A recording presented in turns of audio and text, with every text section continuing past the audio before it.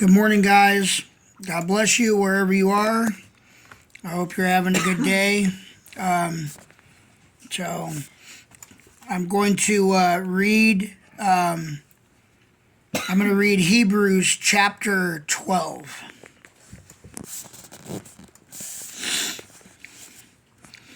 Therefore, since we are surrounded by such a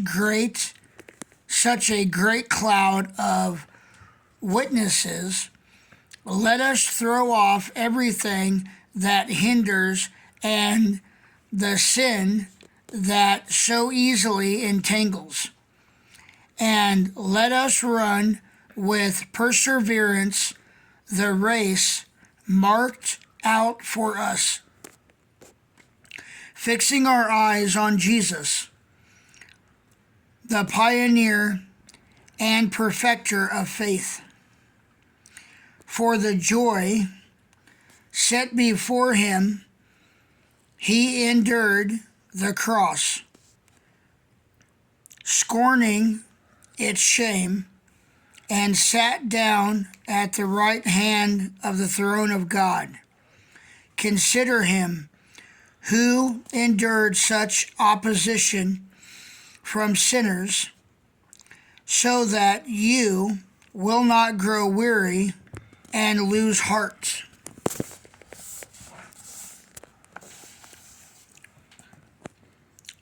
In your struggle against sin, you have not yet resisted to the point of shedding your blood.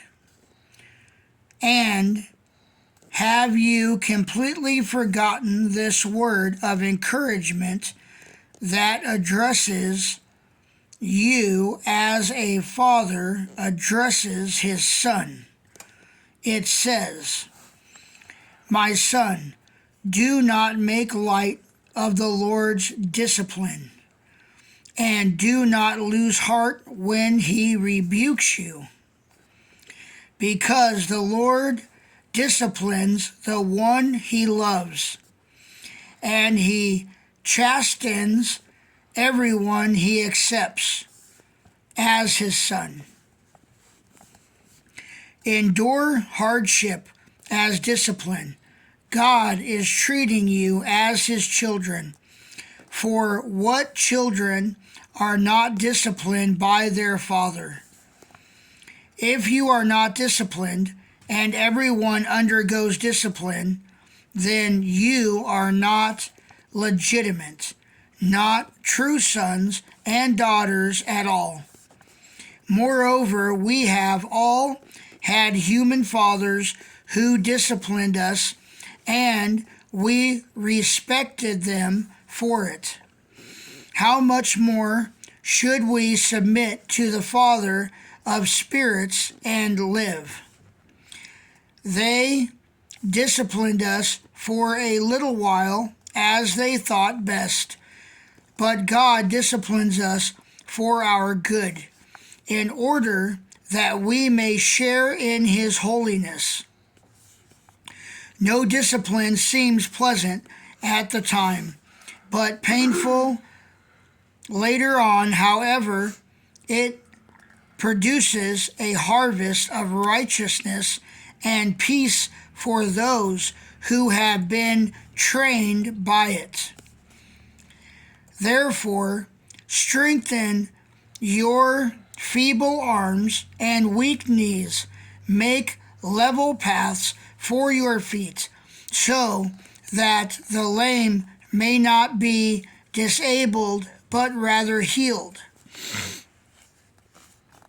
Make every effort to live in peace with everyone, and to be holy. Without holiness, no one will see the Lord. See to it that no one falls short of the grace of God, and that no bitter root grows up to cause trouble and defile many. See that no one is sexually immoral or is godless like Esau, who for a single meal sold his inheritance rights as the oldest son.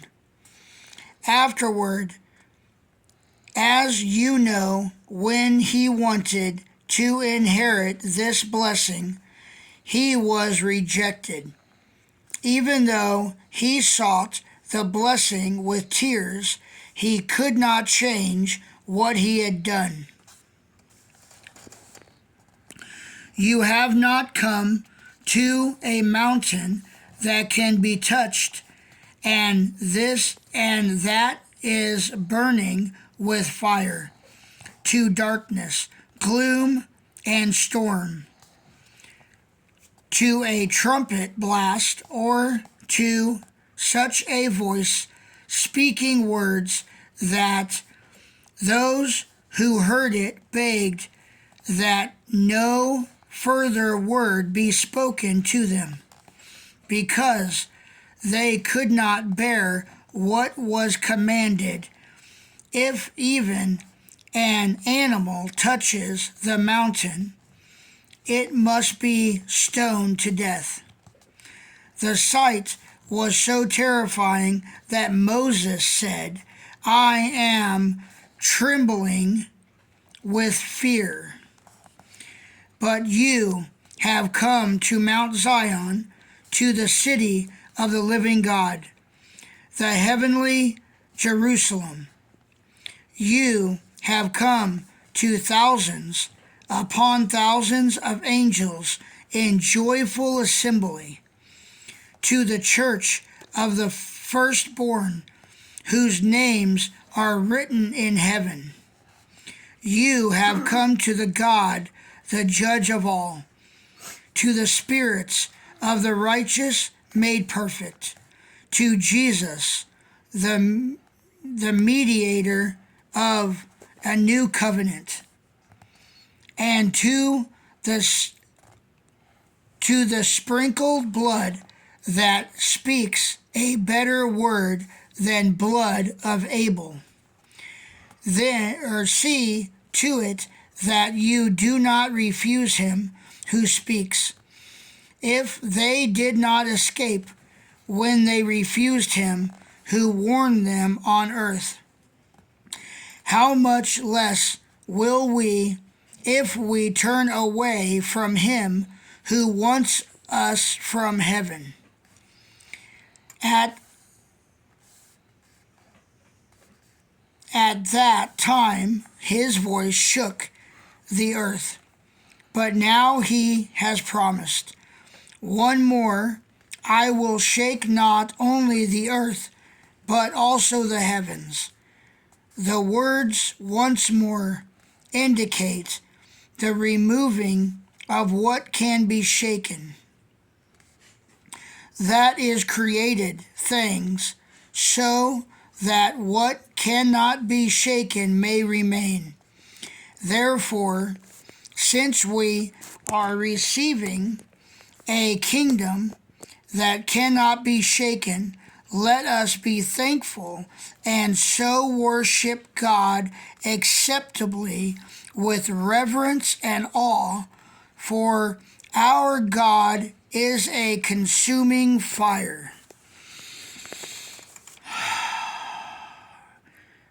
So I hope that blessed somebody. It blessed me. I was watching my pastor. He was doing a teaching on discipline, God disciplining us, and so that was just that part, and the rest of the chapter was really good also. In the end, my takeaway from it was that we should every day we should be aware not only that God is love and God loves us and he wants us to have blessings and he wants us to have joy and this and that, but at the same time he is our Father and he's the one that created us, which means he also has the right to, listen, I'll put it this way. I saw this on I saw this on a Bill Cosby show once. And if you guys remember Bill Cosby, I know that he's been in the news for some bad stuff and this and that. But his shows, I grew up with his shows. So, like, he was kind of a father figure to me growing up watching his TV shows. Because he was a good father on that show, and he treated his kids with love and respect and discipline. And one of the things that he did was he was talking to his son, and his son was not acting right and doing whatever he was doing. And he looked at his son at one point and he said, "I brought you into this world and I will take you out." And that's what he said. And I'll never forget that saying. I said that to my kids before. And so God is our creator. He's the one that brought us into this world. He knew us before we were in our mother's womb, right? So, he is our father. So we have to understand with everything that we do every day that we also can be disciplined by him. So, everything I do, I try to do for God. So even when I hear things like this, they have a big impact on me. And it's funny that I heard that about discipline today because I moved a dresser yesterday that I bought from a thrift store in my back. I woke up, it was hurting last night afterwards, and then this morning I woke up and it's it's almost 12:30 now, and my back has been giving me a lot of problems today. I mean, it hurts, and I got to go back to work tomorrow, so that's not easy to deal with. But I'm doing exactly what it said. I'm looking at it that God is teaching me something. Maybe it's, saying, hey, stop lifting heavy things, dummy, right? Who knows what it is? We just don't know. So either way, everything is a blessing from him. Even this pain I'm feeling is a blessing. And I'm working through it and I'm doing the best I can. So I hope this touched somebody and I hope you guys learned something. And there's always more reading and more digging to do. So if you guys want to know more, then you know what? Listen, open the Bible, open Google, go to church, listen to a pastor, do something, and you guys will learn. You guys will. But I've learned a lot, so much.